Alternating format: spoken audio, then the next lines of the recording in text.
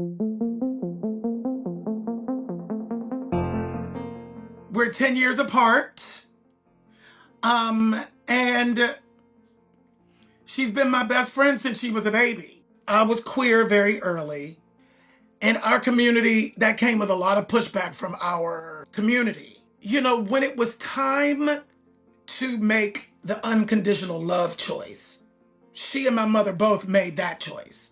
In the face of an entire community and infrastructure telling them both that they were going to burn in hell for doing so. Well, welcome to My Legacy. We're here with Billy Porter. Billy, you are on the brink of EGOT status, an elite group of artists who have won the Emmy, the Grammy, the Oscar, and the Tony. His extraordinary life story is one of courage, resilience, and authenticity. And we hope it will inspire you to create a living legacy and lead a more fulfilled life. On this podcast, we don't just hear from iconic figures. We also connect with the people who know them best to give us deeper understanding of the challenges and the triumphs that have shaped their legacy. Joining Billy today is his sister, Mary Martha Ford, whose love and support have been central to his remarkable journey.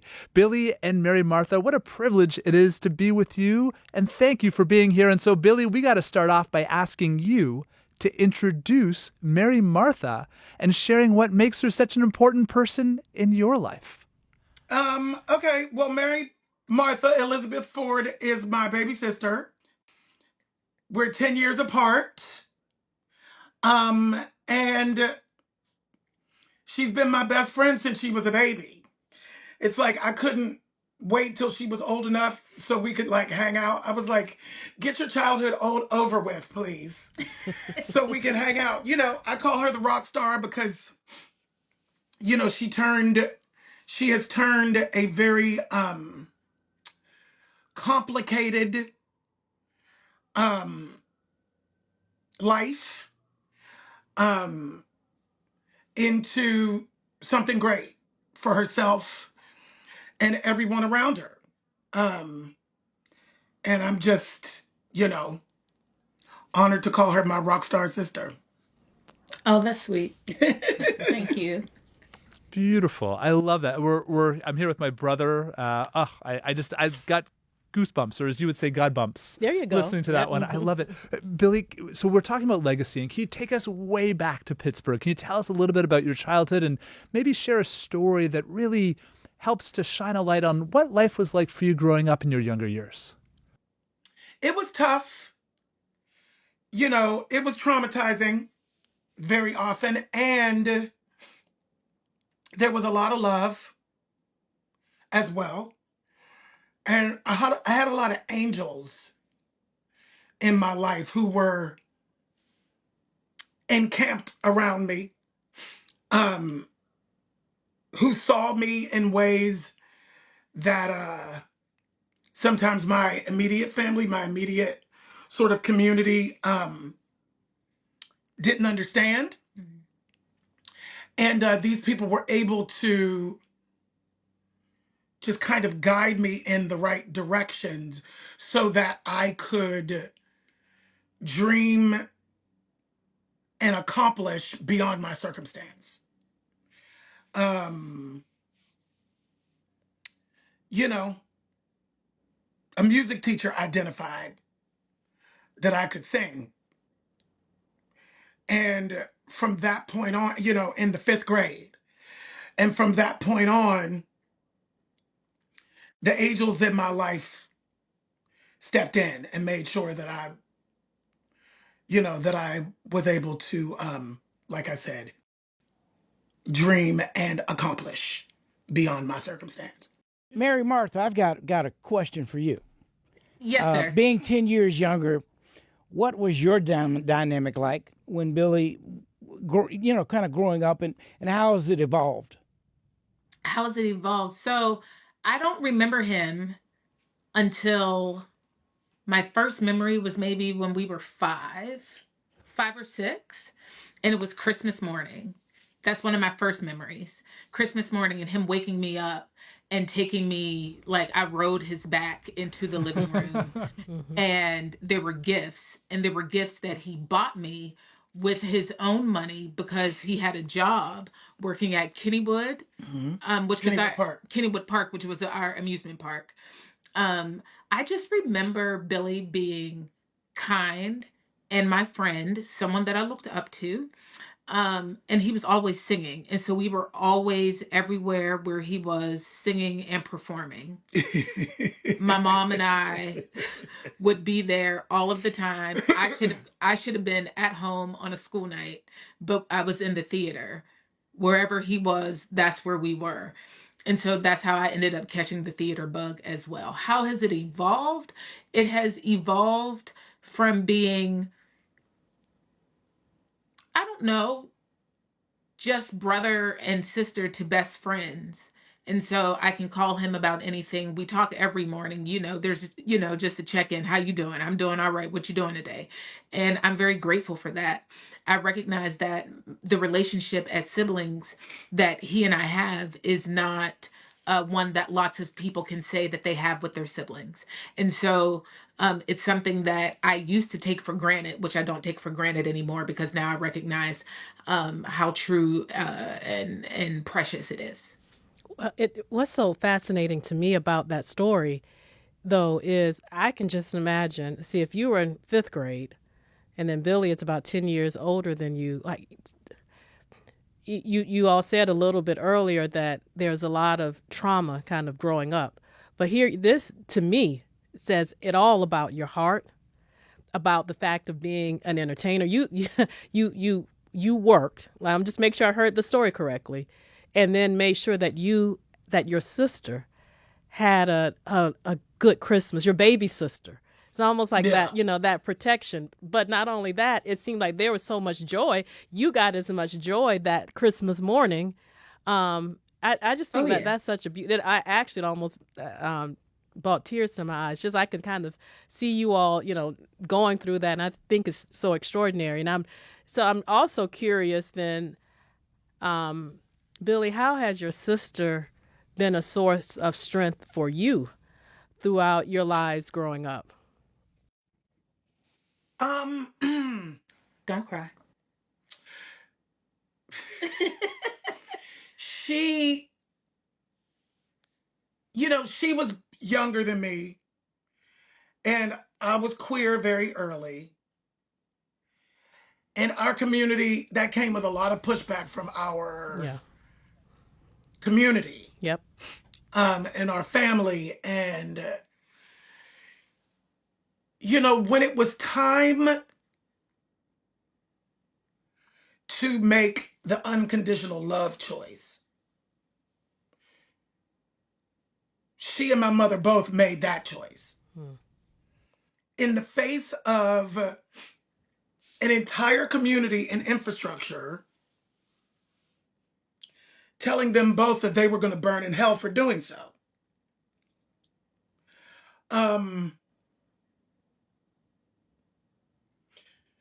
Mary Martha was the first, person that I came out to in my family. Even before your mom? When she was 16, yeah, before my mother. Mm-hmm. Well, no, I told my mother, but my mother wasn't able to receive it for a while. Mm-hmm. So my sister was able to receive it at such a young age, and she was so present in the moment for me and so evolved, and it was something that I had worked on trying to give her, trying to actually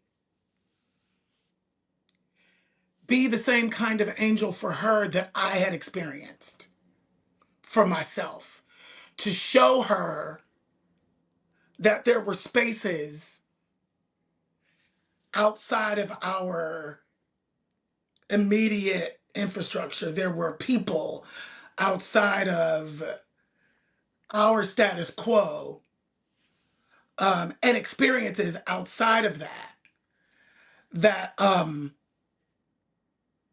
were just as important and more important than the religious dogma that was trying to sort of be ingrained in us. there were other options. And I was sort of trying to show her those other options. And I didn't realize that they had taken hold until I came out to her at 16. They had already taken hold. All of those things that I was trying to instill had already taken hold. And it was, it was magical, it was emotional, and it was gratifying and spiritual and all of those things. Well, Billy and Mary Martha, we admire your tenacity, your love, your compassion towards each other. I also want to turn to your amazing career. Billy, your career has been a masterclass in breaking barriers and living authentically. What drives you to keep using your voice to create such substantive change as you do? Artists have the power to reach inside of a human being and transform them from the inside out. Mhm. Art has the power to heal all kinds of traumas. My soul was saved because of the arts. If I didn't have the arts, I don't think I would be alive right now. Maybe. And I know that when I'm at my lowest, for as long as I can remember, it's my art that gets me out of bed in the morning. And there was also, growing up, no representation really. No mainstream crossover representation of somebody who looked like me, who stood at that intersection of Blackness, queerness, and spirituality. And the ones who did were ignored, dismissed, passed over, erased. And so I know what it felt like to be invisible for over half my life. And the only reason why I'm not invisible is because I chose myself. I chose my authenticity. I chose to have the audacity to actually choose myself, choose my authenticity, and then stand on that. Did you do that deliberately, or do you think that choice was made for you? No, no, because for the first part of my life and my career, I was trying to fit in so I could eat. I wasn't lying, but it was the don't ask, don't tell era of the world. And so I wasn't telling. I wasn't lying, but I wasn't telling. And the omission of not telling is ultimately a lie. And that binds you as well, and so I had the gift of failing as somebody else. And particularly in the music industry, in the 90s. And I just vowed to myself that I would never show up as somebody else again. And whatever that meant for my life and career is whatever it means. And I still say that today. I grew up in a family who believed you got to stand for something or you'll fall for anything. So even right now, you know, with how you look at me, with how you see me, which I think is so humbling and so inspiring and exactly my point, right? To exist inside of the truth and to have the audacity to be authentic and to speak truth always, no matter how uncomfortable it may be to some of the people around you. Sometimes it's great and sometimes it's not so great. Sometimes there are consequences that come with that, as you know. So I'm grateful that my work and my efforts and my intentions are being seen and experienced. Once again, in the spirit in which I am sharing them. Billy, we're all so glad that you've chosen that authenticity. And I just want to say thank you for your eloquence. Mary Thank Martha, I you. just want to ask you a quick question about a moment that Billy's love and support made a difference in your life. Oh, his love. It what people don't know is just how kind, like really genuinely kind Billy is. And about 14 years ago, I had a medical scare where I had to have brain surgery. And I was going to be down for the count for at least 6 weeks. And Billy was working on a show in New York. And the show ended on a Sunday. He got in the car on Monday, drove home to Pittsburgh. I had surgery on a Tuesday. And then he stayed with me for 6 weeks. And he took excellent care of me. So he's a great caregiver. Wow. Wow. He's a good chef too. People don't know that he likes to cook. That's the thing. That's the thing that I would say, COVID lockdown really showed me that cooking is something that soothes me Okay. and something that's really healing to me. And it's a love language for me. Yeah. I'm not like a big gift giver and I'm not like that. Um, but I love to show love through cooking. And if I cook for you, I love you. Wow. I don't generally cook for people who I don't like or care about. Do you have a specialty? He just likes to cook. Just anything, huh? Anything. Wow. And he can take anything that, remnants of stuff that's in the refrigerator and he'll come up with something and it bangs. That's how I know Mary Martha. That's a good cook. That's always my test. Like I can follow a great recipe, or something that's been passed down, and I think I'm a pretty good cook, honey. Yes, you are. Yeah. Well said, Martin. Well said. My sisters, they go in to me a true like they can go into the refrigerator and then they can Yeah. see what's there and then make a recipe and then make it taste good. That always is my benchmark for a. Yes. Okay, see there you go. That's Then him. okay, then you use that passed the test. Billy, which of your projects has had the greatest impact on your personal growth and perspective as an artist? There's not one, but I will say there's a trilogy. The first is Tony Kushner's Angels in America, which, do you know that piece? Yeah, of course, yeah. So that was the first time, Jeffrey Wright was the original Belize in that back in 94. And I went to see that on Broadway by myself. And that was a transformative moment because I didn't understand what I was missing.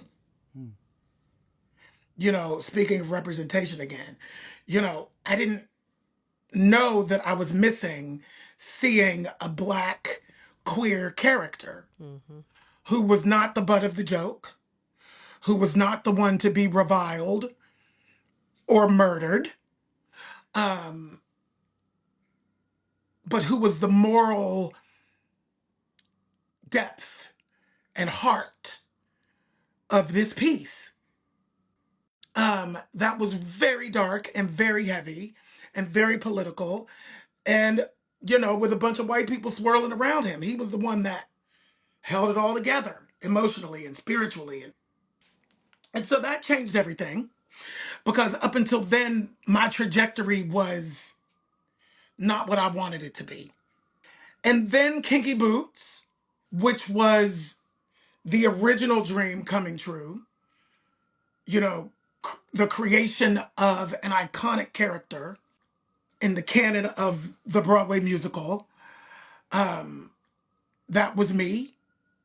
That was developed and written around my skill set that I won the Tony and Grammy for. That was, and inside of that, my character who's a drag queen, drag artist, has a very not great relationship with his father. And he actively forgives him in the story. And my relationship with both of my fathers was tenuous at best. And I had a lot of forgiving to do. And so the act of forgiving even a fictional character 8 shows a week for 3 years is powerful, Hmm. because our bodies actually don't know the difference. Yeah. That's the hard part about being an actor and a performer. Our bodies don't know the difference when we're faking it. Mm-hmm. But our bodies and our nervous system still thinks it's the same. And we have to do the work to sort of untangle that emotionally and spiritually for ourselves. The third piece is pose.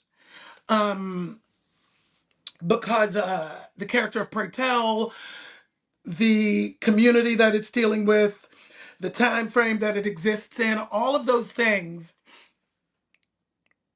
are a part of what it feels like as an artist to be in the center of your purpose, calling, and ministry. Mm-hmm. Those 3 pieces were a culmination of really, really hard and focused work and choices that I had made for 2 decades, to get there. I walked away from the status quo.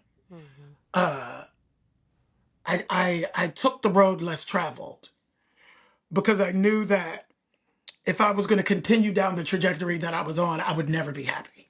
And it's so interesting because with that comes a lot of, I mean, there's a reason why the road less traveled can be lonely sometimes. So, in Yeah. the end, it seems like, oh, this is, it's a lot of celebrations. But what people don't really see and understand is all the sacrifices, I think, that goes into that, not only when you're doing it, but I'm sure, even now. And Yeah. one of the things that I've been so curious about is that you've been a shining beacon for so many young people struggling, right, to embrace who they are. But being one of the first Black queer men to live, just so boldly, and particularly in the spotlight, I know it comes with intense pressure. Right? We know about the pressure that people don't see. Can you just share an experience or what that has been like for you? I want to tell the truth. Yep. And I've been trying to find ways to tell my truth with an eye towards the compassionate and the positive. The most difficult thing for me is being put out by your own. Mm-hmm. I'm already Black. I'm a man. I'm Black first. But for some reason, inside of this queer conversation, this queerness conversation, and this intersection with the Black community, it's as if queerness doesn't exist. We have a very homophobic community, and we've grown. And I want to say that too. We've grown. There has been movement, and I'm grateful for that because I've seen it, because I'm inside of it, so I've seen it, and I am grateful for that. But I find that that is the hardest thing for me on a consistent basis. Even with the growth, I'm hit in the face with it. Mm-hmm. At times when I've let my guard down. One of those moments, because you asked for a specific moment, one of those moments recently was this past June when I was in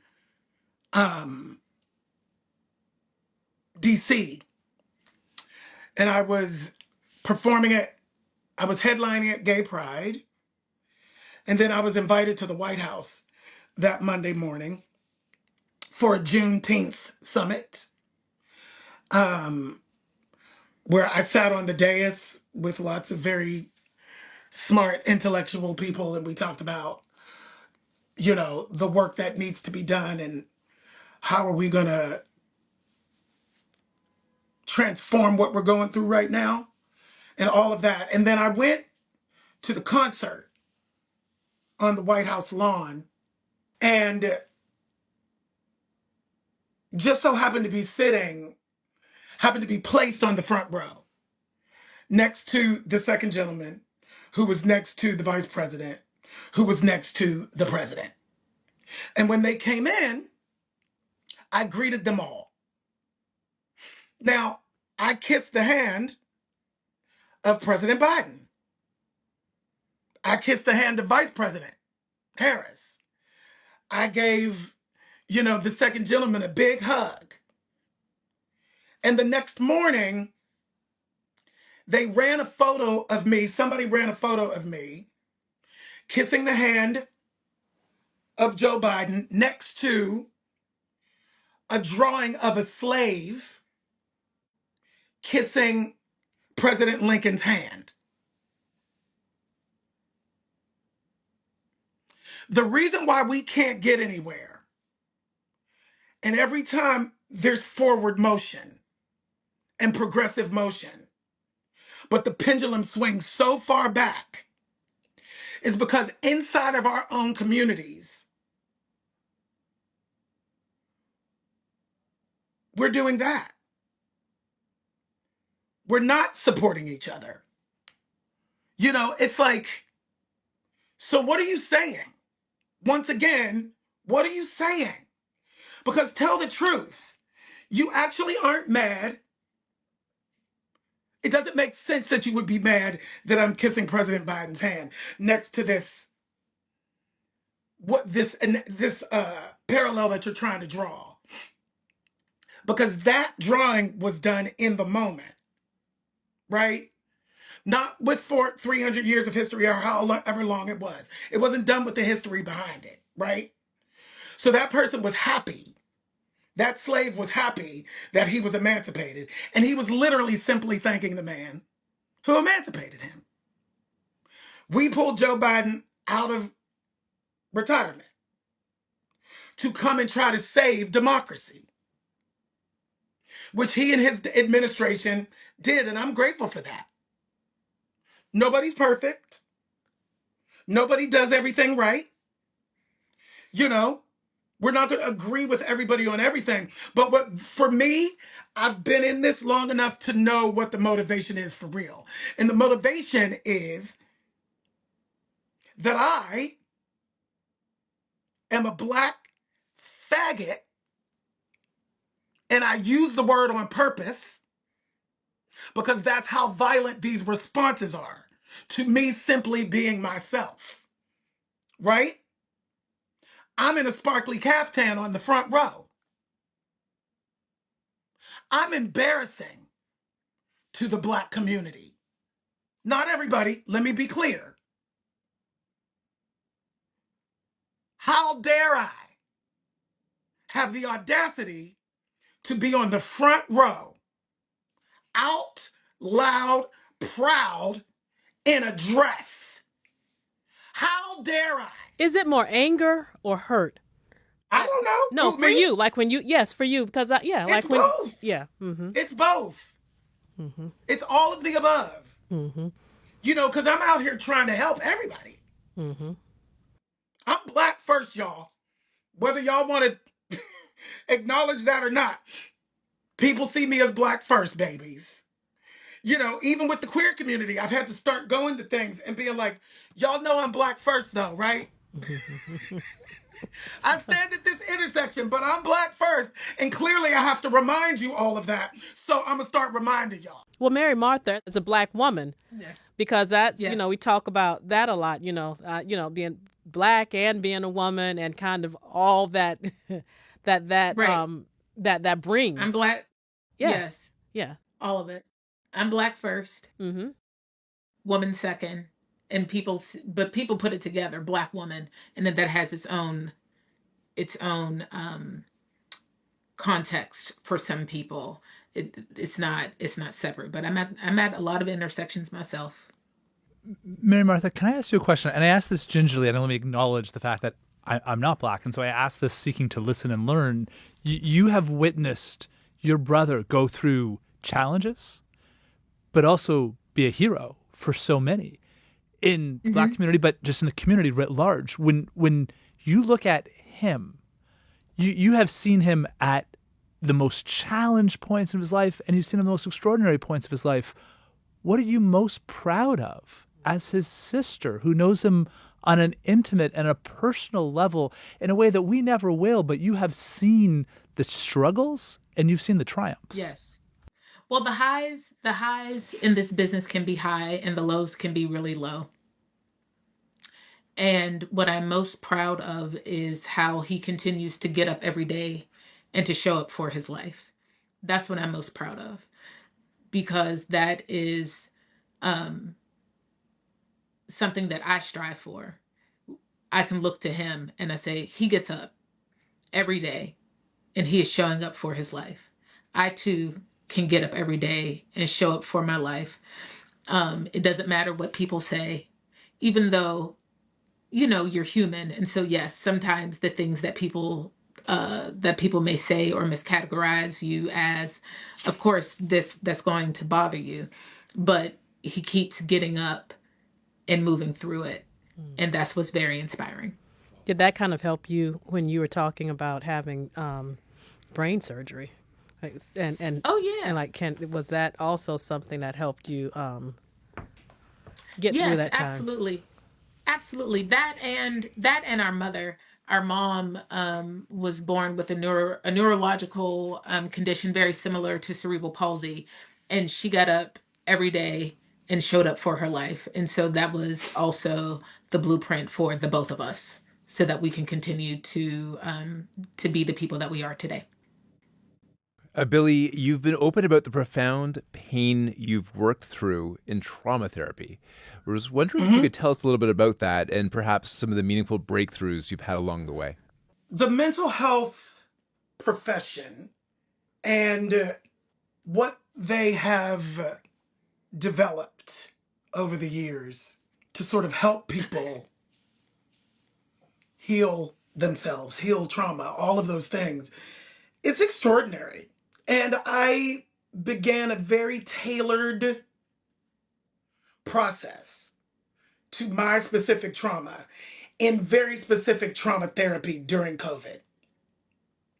In a way that I keep saying the world shut down so that I could address my trauma for real. And the thing I learned the most and I still deal with is the self-compassion component that all of us have to learn about for ourselves and for our mental health. Self-care and boundaries. The fact that I didn't even know what that was. I didn't know what a boundary was.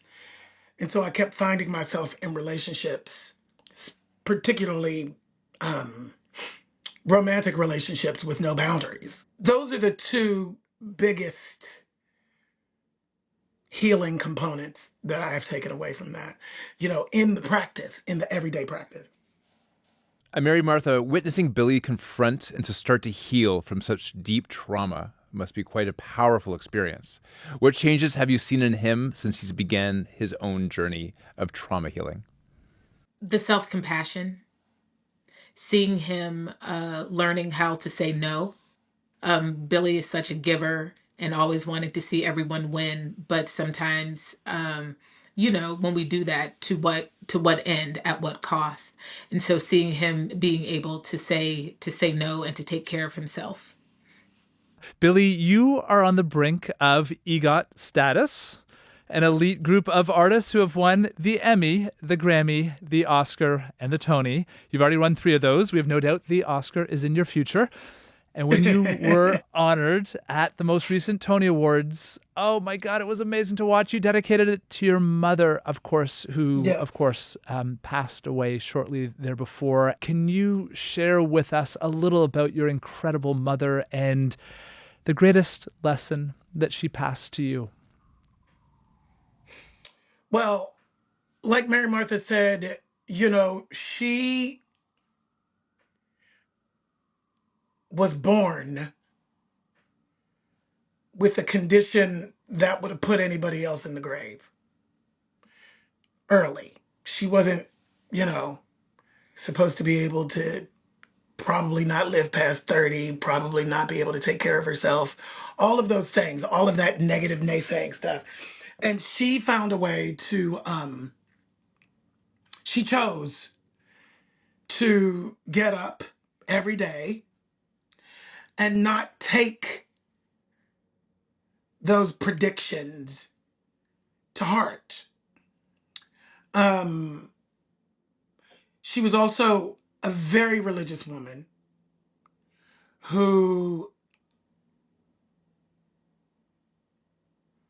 I watched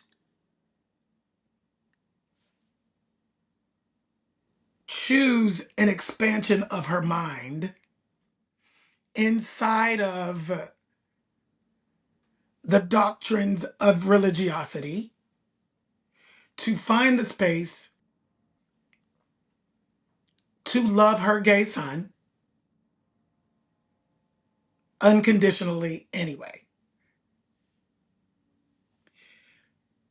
She was the personification of what true Christianity means. I'm just forever grateful. Everybody doesn't get that. And it wasn't immediate. We had things to work through. And she did the work. Yes, she did. She did the work in a um, profound way.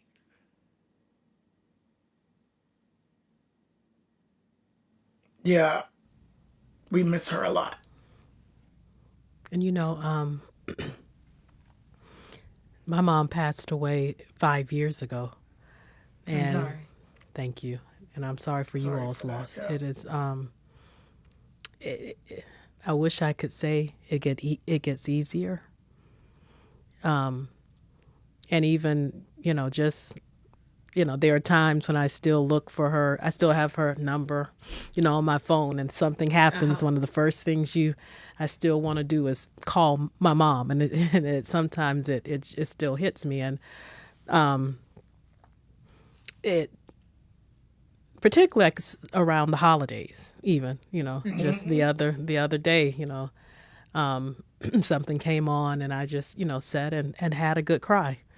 Well, first of all, Maya Angelou said that when your mom is gone, no matter what your relationship is with her, one of the things that is that you will miss her more than you know. And Yeah. I was incredibly close to my mom, and still miss her more than I know. And Yes.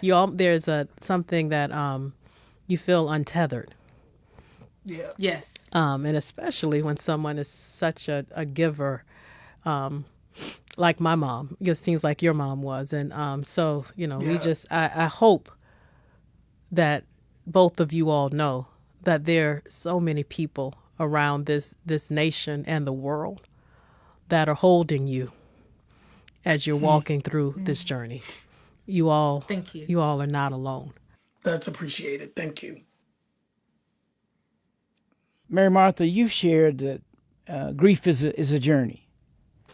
Yeah. What have you learned about, healing and resilience? I'm still learning. Of course. It's a daily practice. I get up and I say, okay, so what's going to happen today? Will it be looking at, I don't know, a cherry pie in the grocery store that gets me to remembering my mom and I burst out in tears and run out? Mm-hmm. I'm learning just to take it one day at a time. That's what I'm doing. I always say it's so wonderful to give people space and grace. Space and grace. And one of the things that is so hard to do is to give yourself the space and grace. Yeah. It's very easy to give it to other people. But what about yourself? That's where that self-compassion comes in. But one thing that I did learn and that I've been working on is called the rose, the thorn, and the bud. Yeah. And this is what I've been working through with my grief. Is that I pick something great that has happened. Then I may say something that's been on, that maybe has gotten on my nerves, and then something that I can look forward to. And so that's what I do practice on a daily, is my rose, thorn, and bud. We used to do that at family dinners. Yep. Every night with our daughter Yolanda. Like, okay, what is the thorn for the day, and what is the rose? What is the gift? Yes. So we do that. We need to get back to doing that. We need to do that with our daughter. Yeah. Yeah. Billy, your life's work has been about creating change through art. What's one piece of advice you'd give someone looking to make a difference in their own unique way? My advice would be that you have to understand who you are, understand what the calling and the purpose is, and just get up and put one foot in front of the other and do it every day. Tell the truth, and like I said earlier, the truth is not always easy. As we've seen over the last decade, the truth is under attack. A lot of people don't want to hear the truth. A lot of people don't want the truth because the truth can be horrifying sometimes. And the truth will set you free. Yeah. And a lot of people don't want to be set free. They say they do. But they don't want it. That was what was so interesting about trauma therapy. Because trauma therapy is about the truth. And I want to be set free. And then you start the process and you're like, ooh. There's some days you didn't want to go back. Yeah, there's some days that the truth is not, not today. Not today. I'm curious too. Because you said that you started trauma therapy like during COVID. So 2020, 2021, by this time you were already a very well-known and accomplished individual. You could have just not continue, but to hide behind, what was there anything in particular that made you decide, okay, this is the time, this is the moment? I was in a very toxic marriage that was a pattern that I couldn't seem to break. That was the initial impulse. It's like, I got to do better for myself. And I don't know how to do that, I don't think. I've tried. I know what the pattern is. I thought I broke said pattern, and ultimately I haven't. So I might need some help. Because I don't want to stay in this pattern. I don't want to keep doing it. The definition of crazy is doing the same thing and expecting a different result. Different results. Yeah. I don't want, I have too much to do on this planet to be bound by stupid stuff. Or not stupid stuff, just the same stuff. Sorry, I don't mean to diminish my own self. That's the self-compassion part. Like, I have to stop talking about that. It actually is, it matters. Well, look, see, you got it. Sorry. No, and that's good. See, and there you go. That's what it is, practicing it in the moment. Yes, exactly. And that's true compassion for yourself, not expecting the perfection, right? But catching yourself and acknowledging. Yes. And that in and of itself takes courage. Yes. So many of us don't want to acknowledge, and so to catch ourselves like, okay, and then I can choose something different. It's very evident during this conversation, Mary Martha, that you have, and I love that I'm here for the two names, the two names as a love it. That it's really three names. Oh, what's Elizabeth? I'm Elizabeth is my middle name. Okay. So I'm Mary Martha Elizabeth. Oh yeah. All the names. Sometimes when were you always did your mom always say Mary, Martha, Elizabeth, and you knew then that you were in an If extra? I was in extra trouble if I heard all the names. Absolutely. Yeah, exactly. Absolutely. Absolutely. Well, it's quite evident that you're such a steady source of love and strength in your brother's life. What would you say is one meaningful way that you think we all can uplift our loved ones? Giving them the space to be exactly who they are. Learning how to love unconditionally without judgment. That's how you get to uplift someone else. Well said. Yeah. We all just want to be seen. That's it. Acknowledged, heard, and loved. Yeah. Billy, while happiness is often seen as the ultimate goal, it doesn't necessarily equate to a fulfilled life. What do you believe are the key ingredients of living a fulfilled life? You have to choose yourself. There's no way to be happy when you're lying. One must choose truth. One must choose yourself. And I know for me, growing up in the church, one of the things that was very difficult for me was conflating choosing myself with being selfish.